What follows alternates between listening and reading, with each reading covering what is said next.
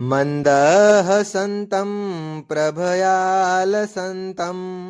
जनस्य चित्तं सततं हरन्तं वेणुनितान्तं मधुवादयन्तं बालं मुकुन्दं मनसा સ્મરામી।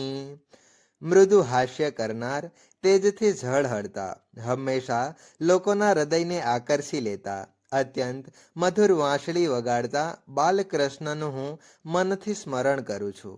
પીળા પિતાંબરધારી, મોર મુકુટ શોભિત, કાનન કુંડળ ધરાવતા, મુખ પર સુંદર વાંસળી ધરાવતા અને સાથે ગાયો લઈને આવી રહ્યા છે આપણા લાડકા લડ્ડુ ગોપાલજી શ્રી બાલકૃષ્ણજી।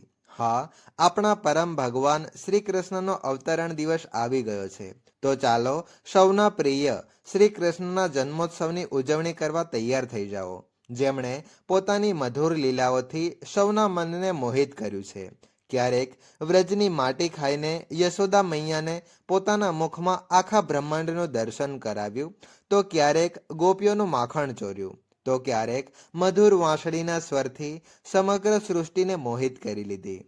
ભગવાન શ્રી કૃષ્ણએ એટલી અદ્ભુત લીલાઓ કરી છે કે જે સાંભળતા જ આજે પણ આપણું મન ગોકુળની ગલીઓમાં ફરી આવતું હોય તેમ લાગે છે।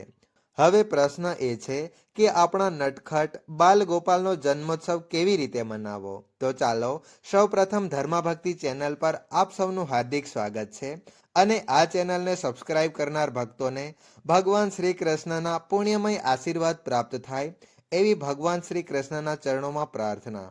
આજે જાણીશું કે આ જન્માષ્ટમીના મહાપર્વ પર પરમ ભગવાન શ્રી કૃષ્ણનો જન્મોત્સવ કેવી રીતે ઉજવવો, જેથી પ્રસન્ન થઈને ભગવાન શ્રી કૃષ્ણ આપણને પોતાની શુદ્ધ પ્રેમાભક્તિ અર્પણ કરે।